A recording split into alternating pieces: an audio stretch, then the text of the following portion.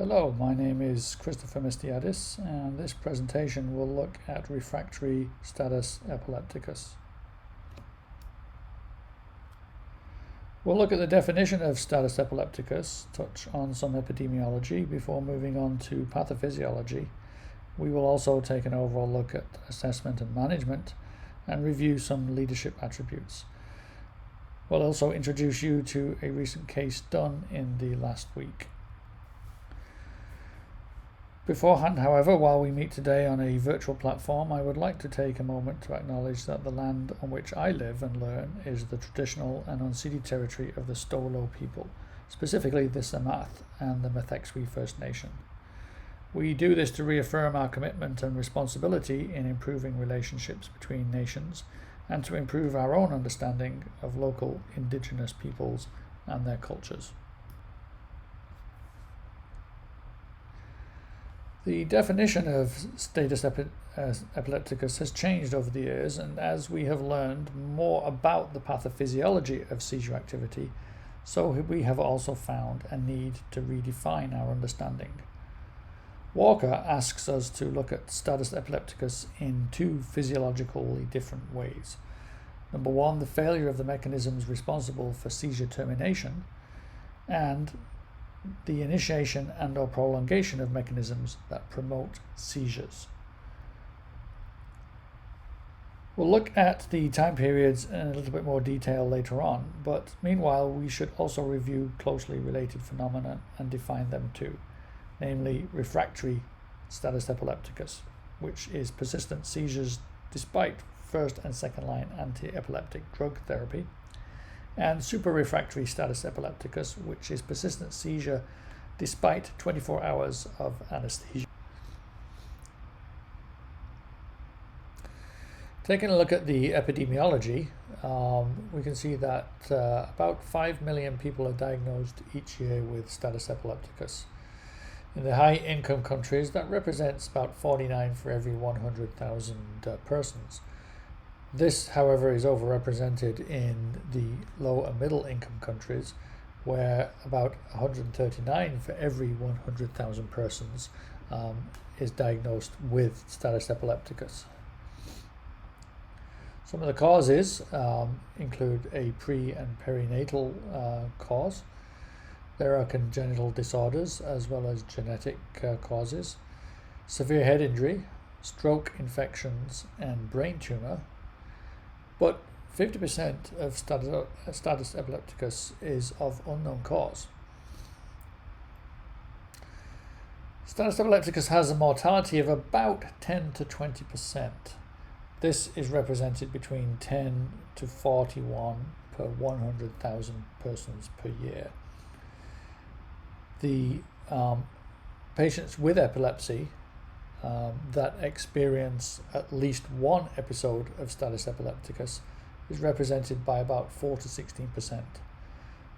However, half of the incidents will actually have no prior history of any epilepsy.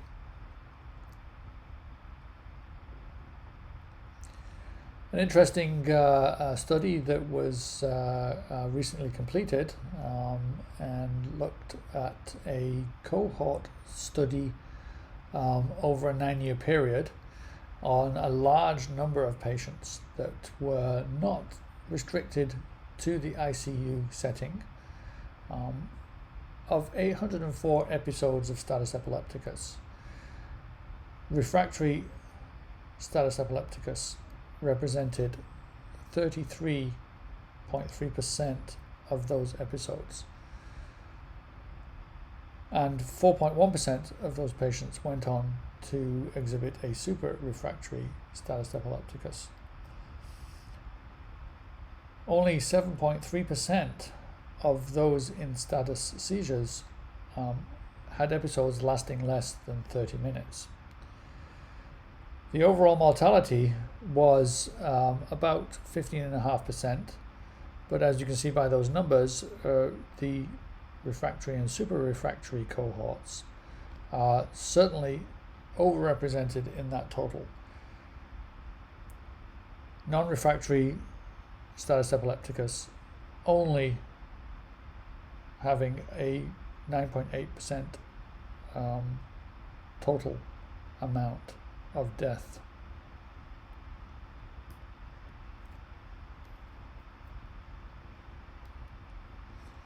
When we look at the etiology, there are different pathways through which status epilepticus can manifest.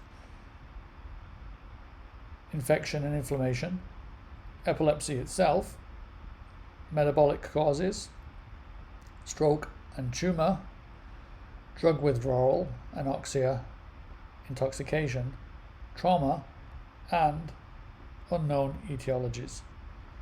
A patient can have more than one etiology coexisting at the same time. In our case study, we're going to look at a patient with a stroke.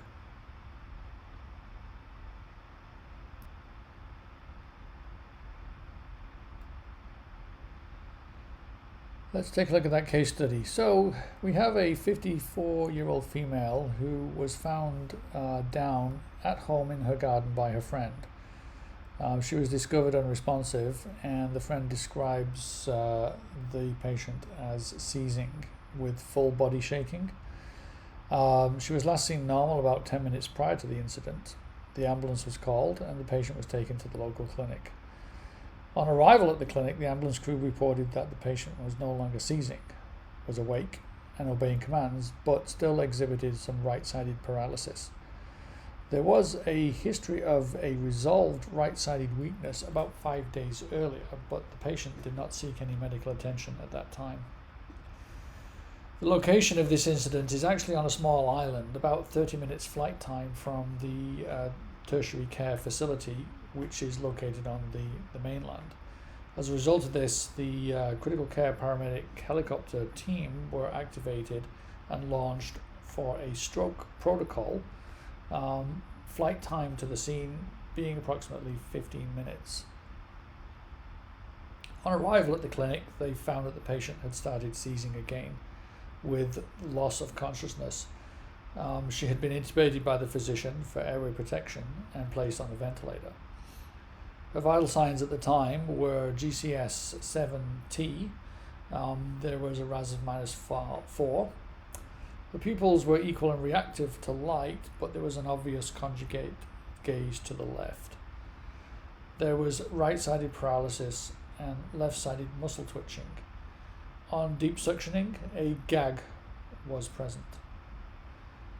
Patient had a blood pressure of 110/75 with a MAP of 87 and was in sinus tachycardia at a rate of 115.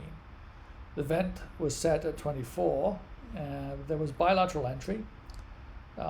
SATs were 95% and end tidal CO2 was 23. Blood sugar was found to be 4.1. There were no other injuries and the abdomen was soft. Chest x-ray indicated that the endotracheal tube was in good position and that there were no opacities or infiltrates. Of note, the doctor had also requested a head and neck x-ray which revealed no abnormalities. The vent was set on a volume control mode of 24 by 480, PEEP of 5, FiO2 of 0.45 and an I time of 0.8. The endotracheal tube was a number 7 and that was 24 centimeters at the teeth. PIPs were 15 and the plateau pressure was 20. There was an end tidal expiratory volume between 450 and 470, yielding around about 11 liters per minute. Patient had 2 peripheral IVs. There was a Foley in place and that was draining amber urine. There were ins and outs of 2 liters in and 400 mils in the collection chamber of the urine bag. The patient exhibited intermittent movement. There was still a left-sided gaze and frequent high pressure alarms on the ventilator. Question is, do you think that this is status epilepticus? Well, let's take a look at the pathophysiology in a little bit more detail. Our stroke casualty probably has experienced a seizure. It's probably ischemic, but we can't yet rule out the presence of a bleed. A stroke-induced acute ischemia and hypoxia can reduce the stability of the nerve cell membrane and cause metabolic disorders of the neuron. The acute brain injury can result in subsequent sodium pump failure, increased sodium influx, and depolarization of the membrane potential. When the membrane potential depolarizes or depolarization reaches a certain degree, calcium channels will be activated and calcium rapidly flows in to the intracellular space. This results in overexcitation of neurons, causing excitatory toxicity and a gradual loss of function of local suppressor cells. When these suppressor cells are unable to inhibit the speed or the spread of the rhythmic hypersynchronous discharges, epilepsy will occur.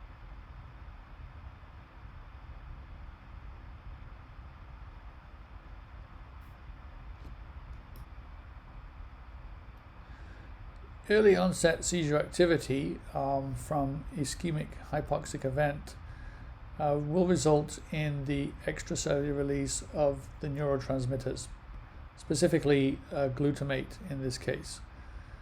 In the ischemic penumbra, there is a greater amount of excitability, and you end up with glutamate excitotoxicity. Particularly vulnerable parts of the brain include the neocortex and the hippocampus.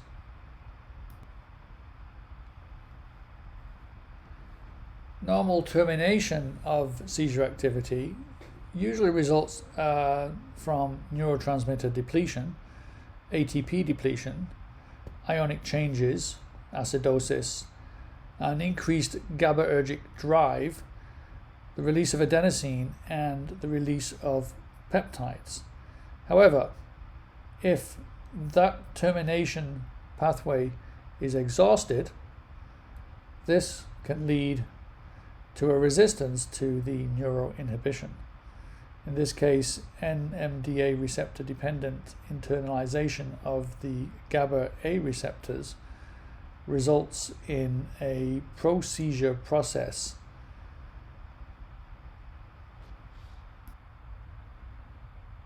GABA receptor hyperpolarization would normally push the brain from the ictal state to the post-ictal state, but the loss of this process, along with other pro-seizure activities such as the breakdown of the blood-brain barrier, inflammation, and expression of pro-leptogenic peptides, results in a continuation of that ictal state.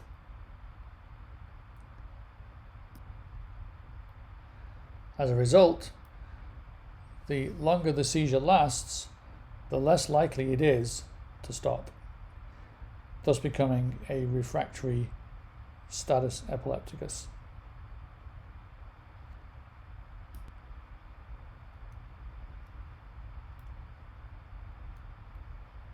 Some of the sequelae to a refractory status epilepticus includes the period during which interventions should be initiated. This period is also the normal expected period in which the seizure is likely to terminate on its own. This was previously mentioned at the beginning of the lecture. The time period 2 is where irreversible and long-term neuronal damage can occur if the seizure becomes refractory. And in super-refractory status epilepticus, there is a high potential for not just neuronal injury, but neuronal death and alterations in the neuronal pathways. This is the period where more aggressive pharmacotherapy is needed in order to suppress the seizure activity. Time period 1 varies depending on the type of seizures, but for a generalized convulsive state, the anticipated period is approximately 5 minutes.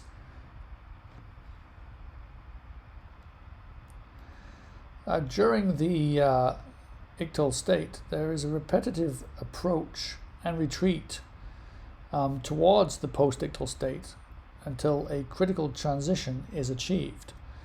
In superrefractory status epilepticus, that ictal state may actually be more stable than the post-ictal state, and therefore that critical transition is actually never achieved unless pharmacotherapy interventions are initiated.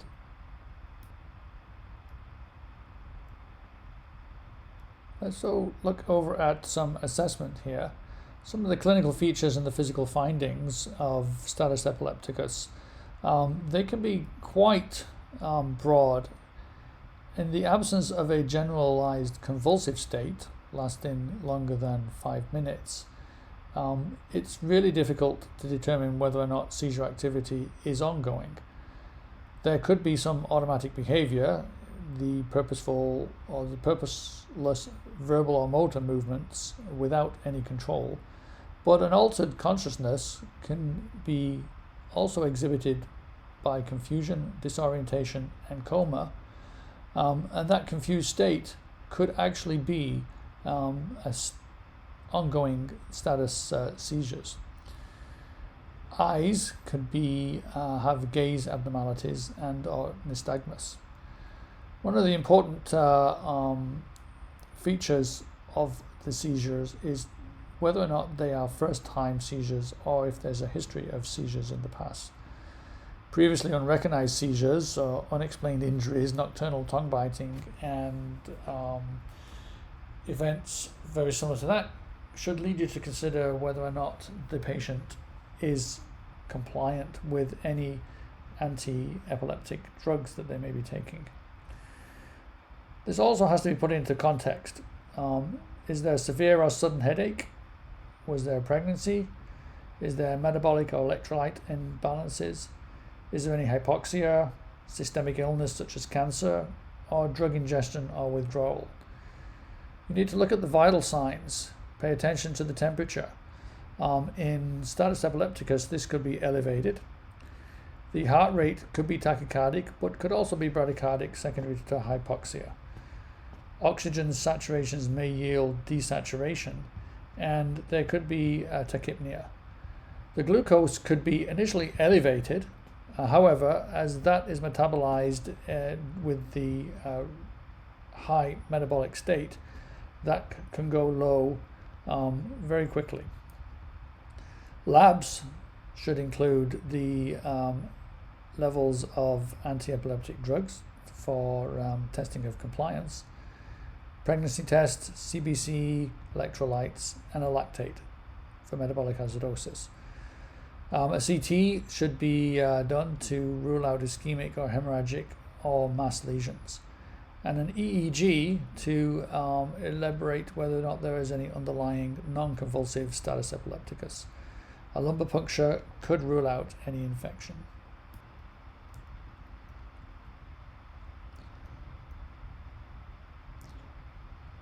These calls can be quite stressful and lead to a little bit of a crisis. During COVID, leadership in crisis management has definitely been evolved, and rather than just looking at the traditional types of leadership, it's important to recognize that core leadership principles in these situations hinge on good communication, a realistic view of the situation, focusing on the core values of leadership, engaging the team purposefully, maintaining a level of humility, and looking outward rather than inward. Make sure that the leadership gradient is flattened. Finally, management of this patient should include maintenance of the ABCs, protect the patient from further harm, and intubate if the patient is hypoxic. treat any reversible causes such as hypoglycemia, alcohol, or pregnancy. Look at the clock approach when attempting to treat the patient. Benzodiazepines such as lorazepam and midazolam can be used in that first 5 minutes. The anti-epileptics, however, if that does not work, should include levetiracetam, phenytoin, and phenobarbital. At the 30-minute mark, if the patient is still refractory, anesthetics such as propofol and ketamine along with IV midazolam should be considered, and at this point intubate the patient if not already done so. If seizures continue, neuromuscular blockade using rocuronium should be initiated. Remember that NMBs do not stop seizures. Consider continuous electroencephalography monitoring during this phase. Transport decisions should be made on anticipated out-of-hospital timeframes and in balance with the need to address underlying causes of seizures versus eradication of seizures. How do these medications work? Well, very typically, the GABA inhibitory pathways can be enhanced using lorazepam, midazolam, propofol, and phenobarb, and the glutamate stimulatory pathways can be inhibited using the medications which can eradicate certain voltage-gated channels as indicated here.